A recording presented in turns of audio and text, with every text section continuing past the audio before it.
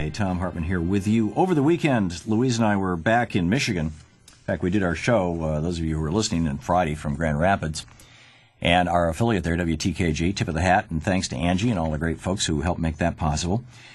And Michigan has the distinction of 15.2% official hardcore unemployment rate, which means that the real unemployment rate, when you figure people who have stopped looking for jobs who are no longer counted, or people who are not, for a whole variety of reasons, not in the official statistics, is well into the 20s.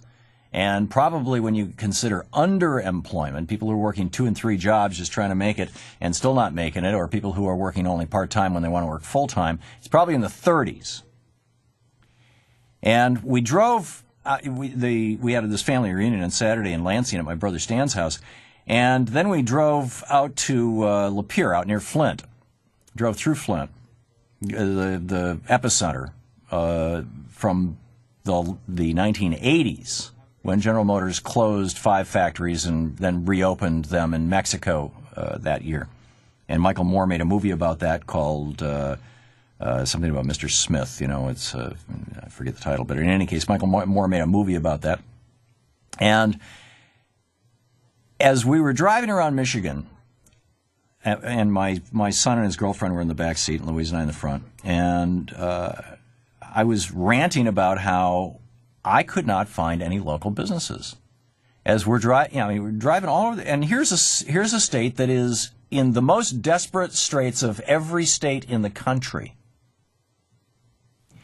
And we drove by a giant Walmart as we were coming into Flint, and I said, that is a vacuum cleaner. That is a money machine, a money vacuum cleaner. It pulls in all this money from the local community, from the Flint, Michigan community, and at midnight somebody pushes a button and all that money goes to Bentonville, Arkansas. And then 15 minutes after midnight, another button gets pushed, and a good chunk of that money, probably 50, 60, 70% of it goes to China. And store after store after store. I don't think I saw one actual locally owned business all the time we were driving around in Flint and Lapeer. And for that matter, in Lansing, driving around in Lansing. Now, in Lansing, there's a few small locally owned businesses, but they're few and far between, and they tend to be pawn shops. And I'm not saying that facetiously. I mean, literally are. All the restaurants are chains. All the clothing stores are chains. All the toy stores are chains. All the gas stations are chains. Which means that at the end of every day, all that money is leaving the state and going someplace else. So how can you build a state like this? Bernie Sanders has suggested that any 2 states who compete on tax dollars to bring companies into the state, like when Boeing decided they were going to move their headquarters, they said, okay, who will give us the biggest tax break?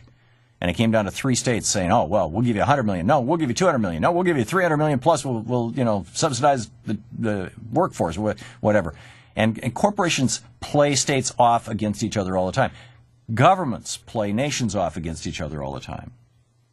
I am strongly thinking that we need to have, and Bernie Sanders' suggestion was any state that does this loses federal highway dollars.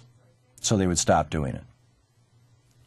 And that we should go back to the way that this country was protecting our industries, because we drove past mile after mile after mile of shuttered up factories and homes falling apart in disrepair because those people no longer have jobs. Protecting our industries in the United States, bringing our jobs back to the United States. Now, and I've written about this at length. I've written a book about it. I've written several articles recently about this. Alexander Hamilton, of course, the guy who started this in 1791 with his report on manufactures, which became law in the United States in 1793 and was enforced up until Ronald Reagan came into office. Danny Schechter, on the other side of the debate, has been writing recently about the wonders of free trade. And Danny Schechter, MediaChannel.org, a good progressive and a guy that I honor and respect. And so I thought it'd be really interesting to have a conversation about this. Danny, first of all, welcome to the show. Hey, thank you so much, Thom. And by the way, it was Roger and Me. Roger and Me, thank you. Yes. Michael's movie. I was remembering Smith's last name. I couldn't remember his first name. Roger and Me. You're absolutely right.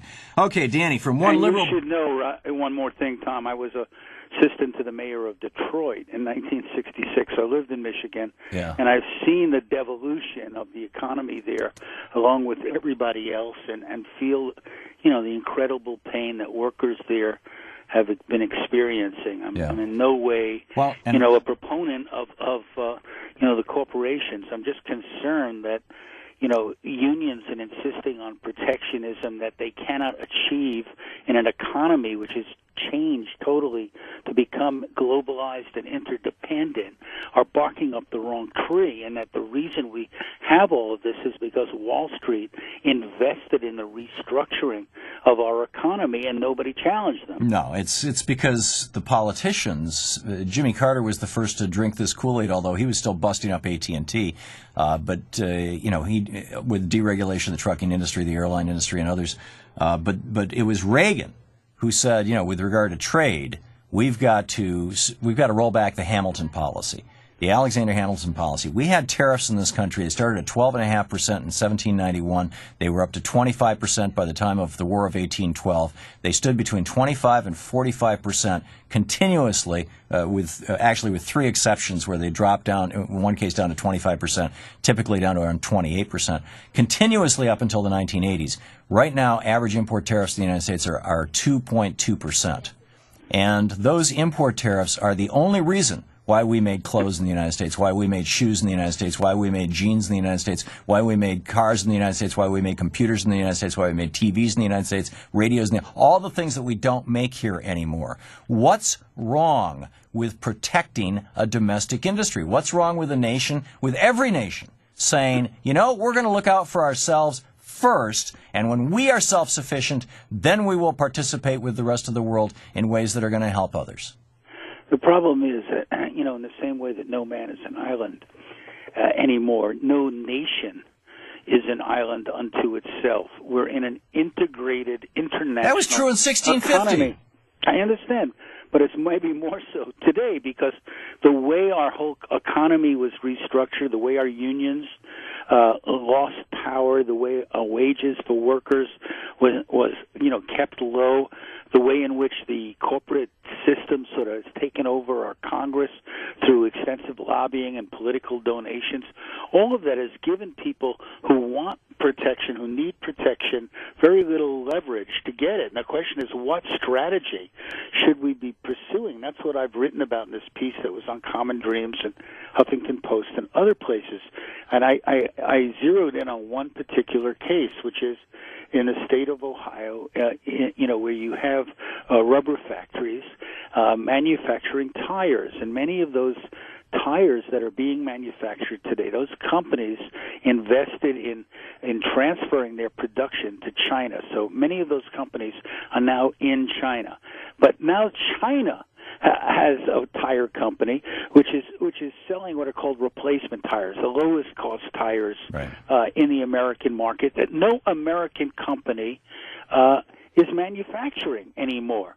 And so what's happened is that the Steelworkers Union, in desire to protect its members and protect jobs, are demanding, higher tariffs on these tires. And right, it would make it profitable to manufacture them in the United States then. And if they get them, what I see is that they don't want to manufacture these tires. They want to manufacture higher premium. They will make whatever they can make money at, Danny. If there is a market, if there's a hole in a marketplace, if there's an opportunity to make money selling something, some entrepreneur in the United States is going to do it. Maybe so, but the Tire Industry Association, this is the association of the corporations, not the corporations who are making money off offshoring. Yeah, they're saying that, in fact, the reason that we had this situation to begin with is that the American tire companies moved, to China and to other places in most of their production. We import tires from American companies in China and other countries. Well, will you join me in saying that we should be taxing the hell out of that so that they stop doing it? Well, I think that may be one tool, but what I see is the unions have been sitting down and not really fighting what Wall Street has been doing. I mean, the unions are only 7% of the American workforce. I mean, we need to get all Americans engaged in this and say we need to have a trade policy that puts America first. Danny, can you stick around over the break? Yes, this is an important conversation. I'm shocked that a liberal brother would go, in my opinion, against the middle class in America, and you can defend I'm a member of the middle class. I am sure you'll do a vigorous job of defending yourself against that tease on the way back. Danny Schechter with us, MediaChannel.org is his website. Thom Hartmann here. How do we put together an economy that works? This